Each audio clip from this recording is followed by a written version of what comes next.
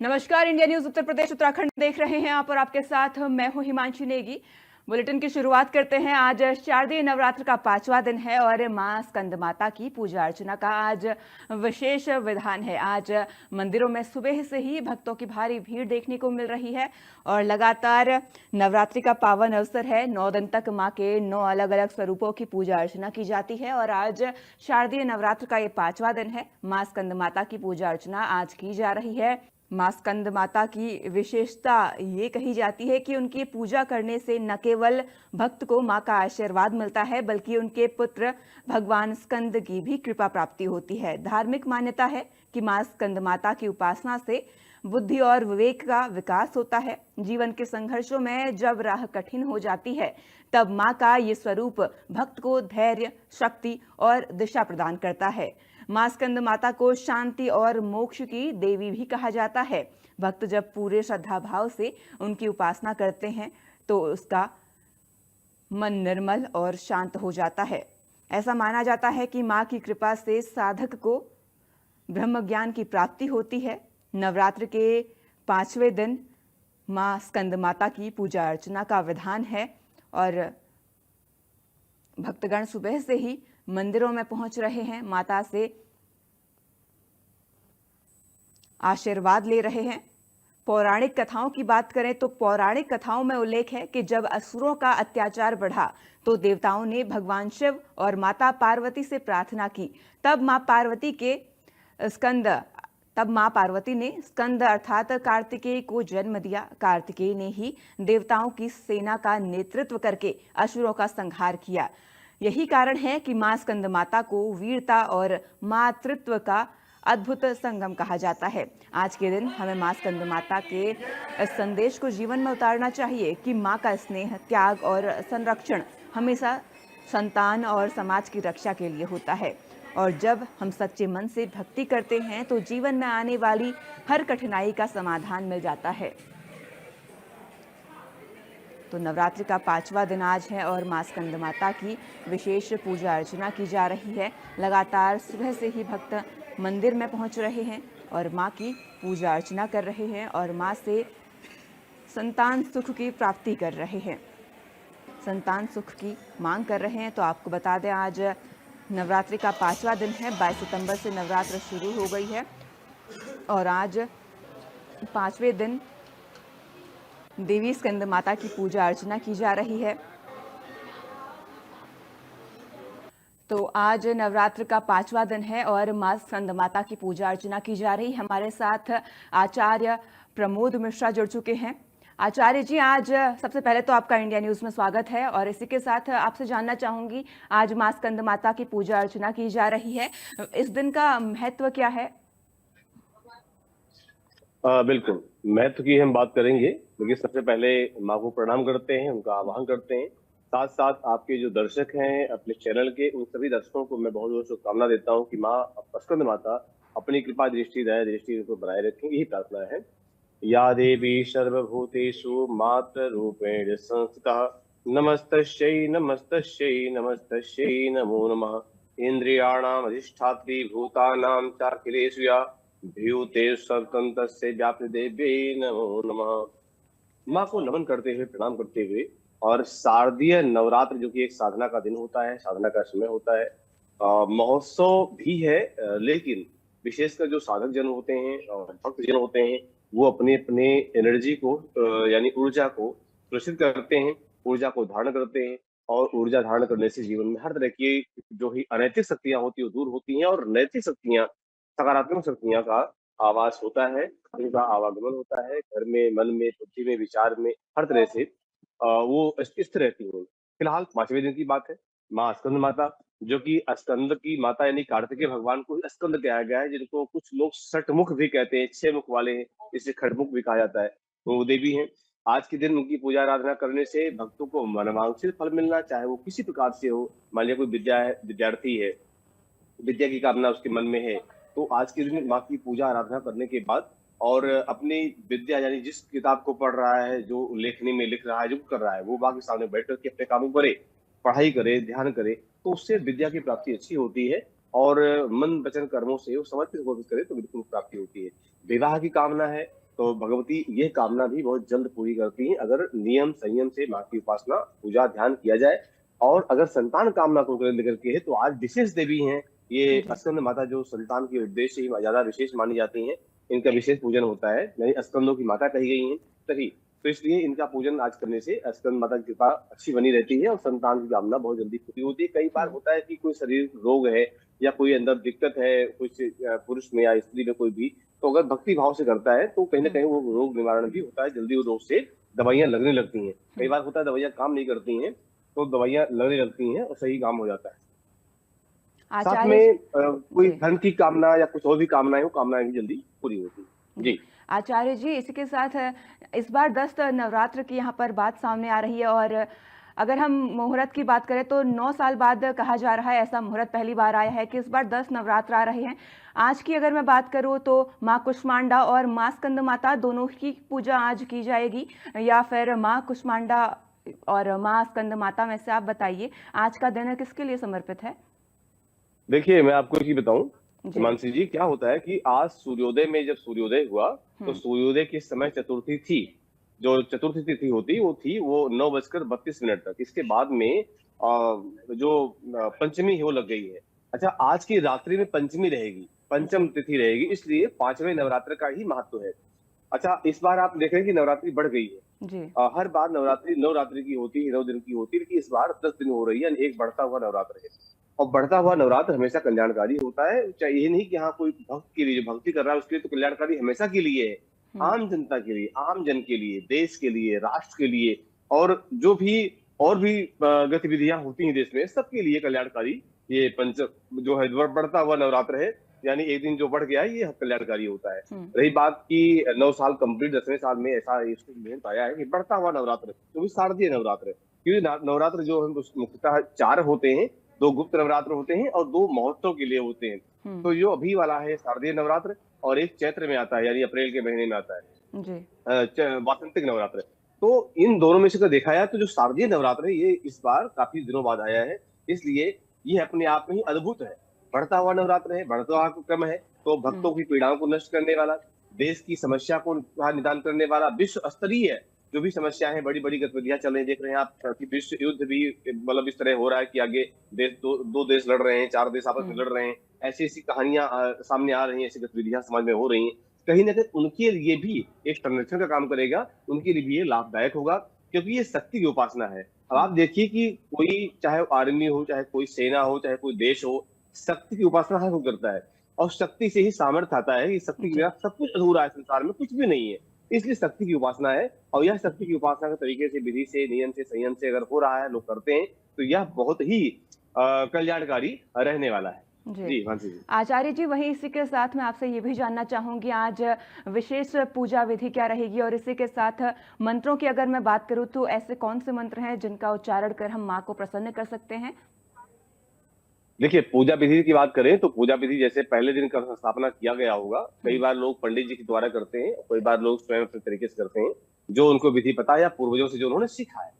तो जो विधियां रही हैं प्रतिदिन की, लगभग वही विधि, जैसे कि माँ को चौकी पर विराजमान करना, चौकी पर भी कोई लाल या पीले कपड़े बांध करके और उस पर आसन लगाना, फिर कोई बड़े पात्र में, चाहे वो कांसे का कुछ बड़ी थाली हो या कोई परात हो, माँ की प्रतिमा को, स्वरूप को वहां पर स्थापित करके और उनको विधि विधान पूर्वक, क्योंकि स्थापना तो पहले दिन हो चुकी है, अब तो आज पूजन ही करना है, तो वहां पर जैसे कि जल से स्नान करा दिया गया, फिर दूध से स्नान कराया गया, दही से कराया गया, घी से, शहद से, शक्कर से, और पुनः फिर शुद्ध जल से स्नान कराया गया। तो ये स्नान की विधियां हैं। जब स्नान करते हैं तो वहां हम माँ गंगा से प्रार्थना करते हैं कि गंगा च यमुना चैव गोदावरी सरस्वती नर्मदा सिंधु कावेरी स्नानार्थम तद्गेताम।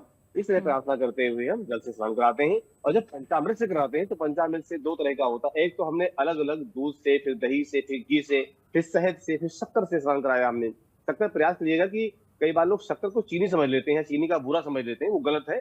शक्कर मतलब गुड़ का पिसा हुआ जो होता है, या गुड़ का जो चूरा होता है, उसे शक्कर कहा जाता है। तो शक्कर का ही प्रयोग पूजा पाठ में करें। चीनी किसी प्रकार से शुद्ध नहीं होती है, किसी प्रकार से शुद्ध नहीं है, चाहे खाने को लेकर के हो, चाहे पूजा के लेकर के, चीनी का उपयोग बिल्कुल न करें। तो पंचामृत में चीजें होती हैं, और ये तो पंचामृत स्नान अलग अलग हो गया।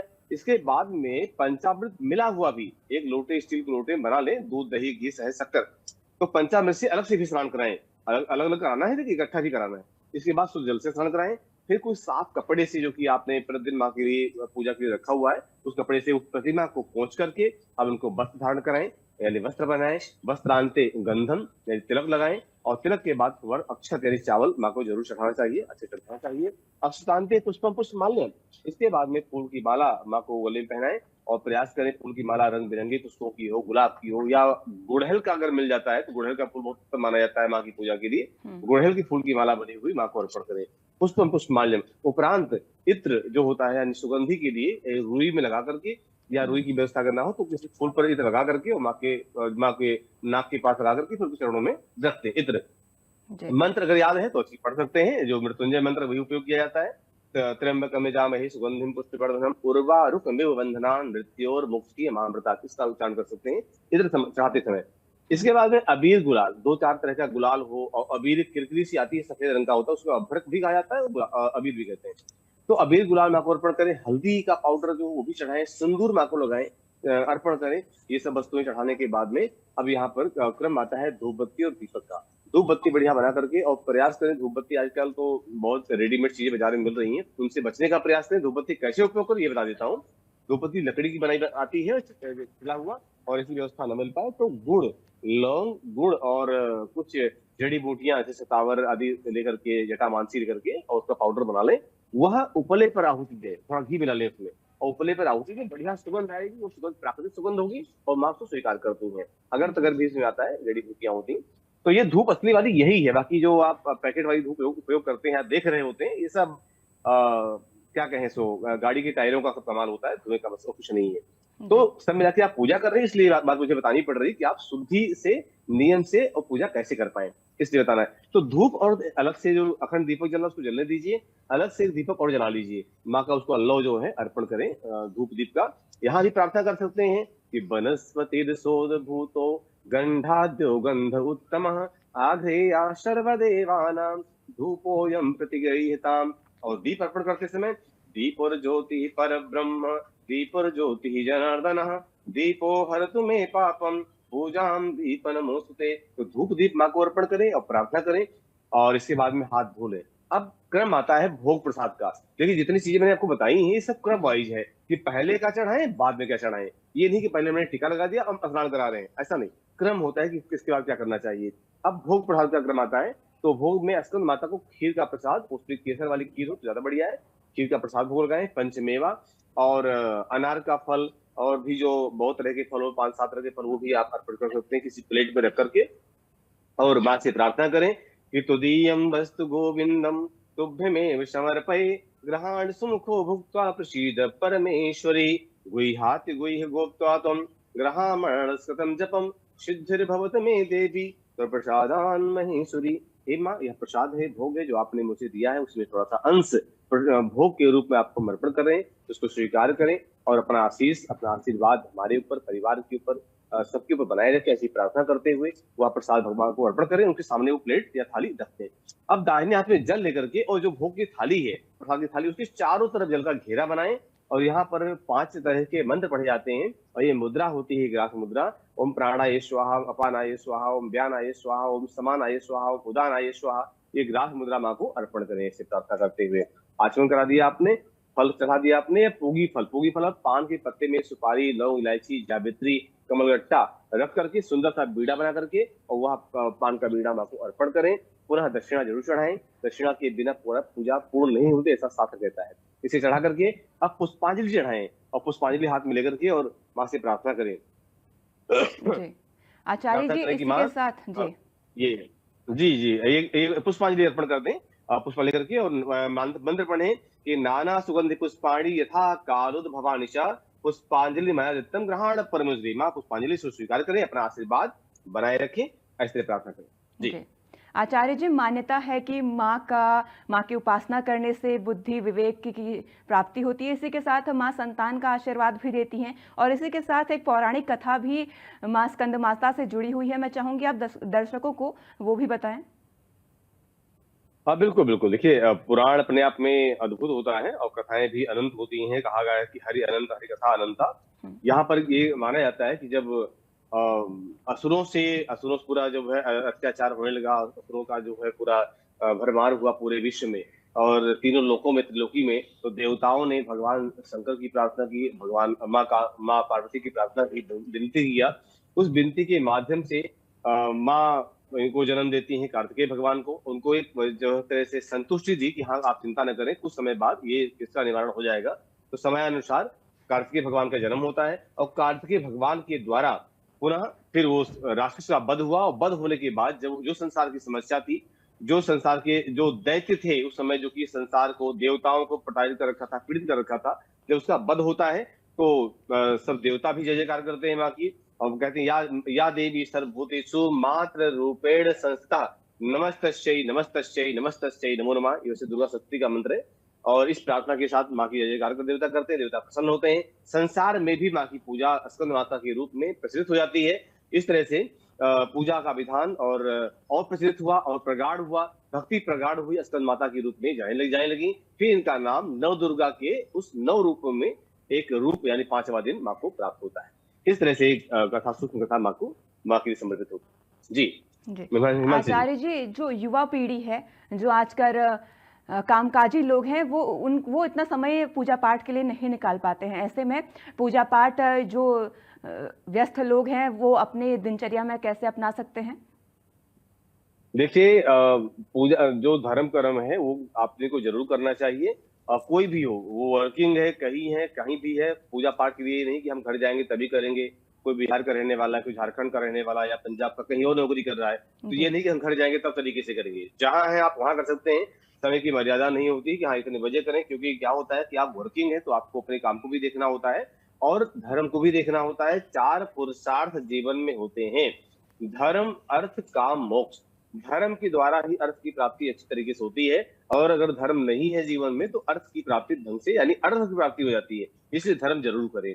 धर्म की क्यों टाइम नहीं, 10 मिनट करें, आधा घंटा करें, 1 घंटा करें, जो भी कर सकते हैं आप करें। आप नाम जप सकते हैं, आपका टाइम कम है तो आप नाम का जप करें, मंत्र का जप करें, कोई पाठ कर सकते हैं दुर्गा सप्तशती का, या पूरा पाठ नहीं हो सकता तो 1 अध्याय का पाठ करें, कुंजिका स्तोत्र का पाठ करें। बहुत ज्यादा नहीं हो सकता तो माँ के 108 नाम का पाठ भी होता है, दुर्गा अष्टोत्तर शतनाम स्तोत्रम के नाम से दुर्गा सप्तशती में है, उसका जप कर सकते हैं। या कुछ नहीं तो माँ का नाम आप मन में जप जितना कर सकते हैं जरूर करें। ये नहीं कि हाँ मेरे पास टाइम नहीं मिल पाया, हम कैसे करें, क्योंकि धर्म की बिना गति नहीं है, किसी की भी नहीं है। आप कितने पैसे वाले हो जाएंगे, कितने बड़े बड़े पैसे वालों को देखिए, तमाम न्यूज आती है, सब देखते रहते हैं, वो सब बाद में सब जीरो ही होता है। ये हर कोई जानता भी है और समझता भी है कि समझना चाहिए, उसको हृदय में उतारना भी चाहिए। इसलिए धर्म आप जरूर करें।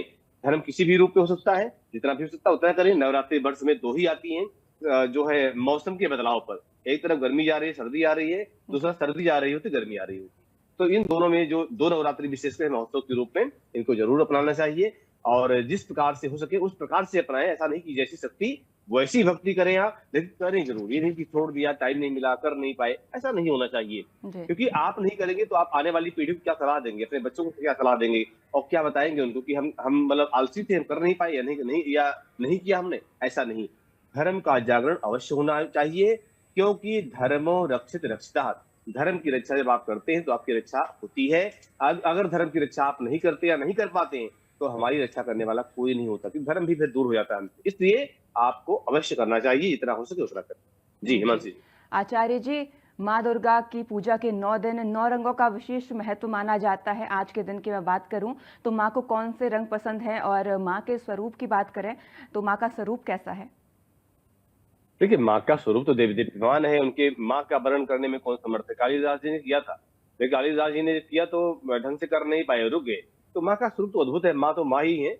और दूसरी बात की, जो रंगों की बात आपने की, पीला रंग और श्वेत रंग की ज्यादा प्रिय माँ को है, तो इसलिए जब उनके आज श्रृंगार करें, उनका वस्त्र पहनाएं उनके लिए, तो आप प्रयास करें कि पीले या सफेद रंगों का ही प्रयोग करें।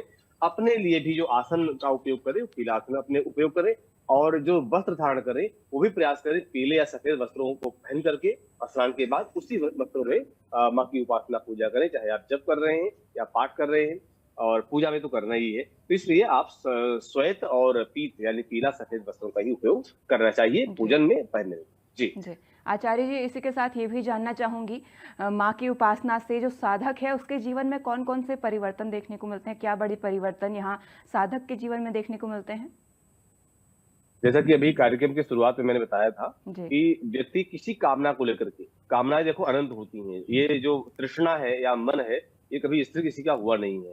तो निर्भर करता है कि उस भक्त की अपनी कामना क्या है। अच्छा, भक्त है तो उसकी कामना अन्यथा नहीं होगी और अनावश्यक कामनाएं नहीं होंगी कि यार बहुत सारी कामनाएं, माँ ये भी दे दो, वो भी दे दो, ऐसा भी कर दो, ऐसा नहीं होगा। भक्त की एक क्षमता होती है, एक लिमिट है कि हाँ, वो क्या मांग रहा है उस संसार कल्याण के लिए, परिवार कल्याण के लिए, समाज कल्याण के लिए। तो वो जो भी कामनाएं उसकी संतान से संबंधित है या अर्थ से संबंधित है और वास्तु से संबंधित है या घर को लेकर के है या परिवार को लेकर के है, पत्नी को लेकर के है, संतान को लेकर के है, विद्या को लेकर के है ना? तो सामाजिक ख्याति को लेकर के, तो कामनाएं जो भी होती हैं, अगर वह भक्त असली में है और भक्त सही मायने में पूजा कर रहा है, सही तरीके से पूजा कर रहा है, हृदय में माँ को धारण कर रहा है, तो निश्चित है कि उसकी कामनाएं, सात्विक कामनाएं अवश्य पूरी होती है, उसमें कोई संशय नहीं है कि हाँ नहीं पूरी होंगी या देर से पूरी होंगी, क्योंकि फिर भक्त की ये जिम्मेदारी होती है, माँ स्वयं उठाती है, वो माँ है। क्योंकि एक श्लोक आता है कि कुपुत्रो जायेत क्वचिदपि कुमाता न भवति। कई बार हो जाता है कि भक्त कुछ दिन भक्ति करता है फिर रास्ता छोड़ देता है, अरे माँ बहुत समय लगता है, आप लोग क्या समय पूजा करते हो, कुछ पूरा हमारा नहीं हो, कुछ हमारा काम नहीं बना। क्योंकि माँ सुनती भी है, समझती भी है, क्योंकि माँ को पता है कि हमारे बालक को हमें कब क्या देना है, उसको पता होता है। इसलिए अपनी भक्ति तत्पर रखिए, भक्ति करते जाइए, आपके समय के अनुसार आपकी भक्ति का फल भी अच्छा, बहुत तरीके से, बहुत सही तरीके से और समय पर आपको अवश्य प्राप्त होगा। इसलिए आप करते जाइए, हर एक कामना को माँ पूर्ण करती हैं। प्रयास करें कि नवरात्रि के चाहे कोई भी दिन हो, पहले दिन से लेकर के और 9वें दिन तक जो नवाण मंत्र होता है, दुर्गा सप्तमी में भी है, देवी भागवत में भी दिया गया है। ओम ऐं ह्रीं क्लीं चामुंडाय विच्चे, ये नवाण मंत्र है। नवाण मंत्र का जप आप जरूर करें। अगर आपको मंत्र नहीं आता है तो सीख लें और प्रयास करें कि कोई ऐसा ब्राह्मण हो जो स्वयं सात्विक हो, उसके एक बार मुंह से आप सुन लें, क्योंकि सुनने का बड़ा महत्व है। ये गुरु परंपरा है सनातन धर्म की। इसे सुनकर के जब करेंगे तो आप जल्दी ऊर्जावान होंगे, वो जल्दी एनर्जिक होगा मंत्र आपके लिए। ऐसा आप जरूर करें, या किसी गुरु से मंत्र की दीक्षा लेकर भी कर सकते हैं। नहीं तो आप इस बार अभ्यास करें, अगली बार आप दीक्षा जरूर ले लीजिएगा। दीक्षा लेकर के करें, ये अच्छा कल्याणकारी मंत्र है। श्रीमद् देवी भागवत महापुराण का मूल मंत्र यही है और ये 3 बीज आते हैं सुबह, ऐं ह्रीं क्लीं, ये 3 देवियों का प्रतीक है और 3 देवियों जिससे निकली हुई है माँ भगवती आदिशक्ति, ये उन्हीं का ही प्रतीक है, उन्हीं का ये मंत्र है। तो इसका जप आप जरूर करें। ध्यान रखें, जप के लिए आवश्यक नियम होता है कि आपका फेस उत्तर या पूरब में होना चाहिए। आसन लेके जरूर बैठे, बिना आसन के न करें। आपको जप के दौरान कोई टोका-टाकी करने वाला ना हो, ये सब चीजें जी। विशेष होती हैं। और सात्विक विचार, किसी के प्रति कोई छल नहीं, कोई द्वेष नहीं, कोई चुगली नहीं, कोई कपट नहीं, है ना? कोई कोई ऐसे विकार आपके अंदर नहीं होने चाहिए, किसी की बुराई नहीं करनी। जी। आप अपने मस्ती मस्त रहिए, आपका ध्यान, आपका मन, आपकी वाणी माँ में लगा रहे, माँ के चरणों में लगा रहे, उन्हीं की चर्चा अगर हो, चर्चा उन्हीं की हो, भक्ति हो तो जी। उन्हीं की हो, नाम हो तो उन्हीं का हो। इस तरह से अगर लगे रहते हैं तो निश्चित आपका कल्याण होता है। और भक्ति का दिखावा बिल्कुल नहीं कि हम किसी मंदिर में गए और 2-4 सेल्फी हमने ली, आज ये मंदिर आए थे और यहाँ सोशल मीडिया पे डाला हमने, ये कोई भक्ति नहीं, ये तो फिर दिखावा हो गया, ज्यादा ही हो गया। इसलिए भक्ति का दिखावा नहीं होता, जी। भक्ति अपने लिए होती है, आत्म कल्याण के लिए होती है। इसलिए आप आत्म कल्याण के जो प्रयास हो सके वो करें। समाज से ऐसे लोगों से दूर रहें जो किसी की चुगली करते हैं, बुराई करते हैं, द्वेषी जी, है तो बुराइयों या से खान-पान में उनका दूर गलत रहना है, चाहिए उनसे आचार्य अलग जी। रहे। एक हिमांशी, जी। 1 सेकंड, 1 सेकंड, खान-पान का जो बहुत से लोग ऐसे होते हैं कि आए दिन नॉनवेज का प्रयोग करते हैं। जब जी। नवरात्रि आती कहते हैं नहीं, नहीं अब तो नवरात्रि चल रहे हैं, ऐसा मैं नहीं करूँगा। तो ऐसे लोगों से बचें। ये जी, थोड़ा-सा बिल्कुल। द्वेषी लोग होते हैं, ऐसे लोगों से बचना चाहिए। ये कहीं न कहीं पाप के सच्चा स्वरूप होते हैं। जी, जी, हिमांशी जी। आचार्य प्रमोद मिश्रा जी हमारे साथ जुड़ने के लिए और इंडिया न्यूज़ के दर्शकों को तमाम जानकारी देने के लिए आपका शुक्रिया। तो आज शारदीय नवरात्र का 5वां दिन है, मां स्कंद माता की पूजा अर्चना की जा रही है और भक्त लगातार मंदिरों में पहुंच रहे हैं। इसी के साथ मेरे साथ इस बुलेटिन में इतना ही। प्रदेश की तमाम खबरों के लिए बने रहें इंडिया न्यूज़ उत्तर प्रदेश उत्तराखंड के साथ। नमस्कार।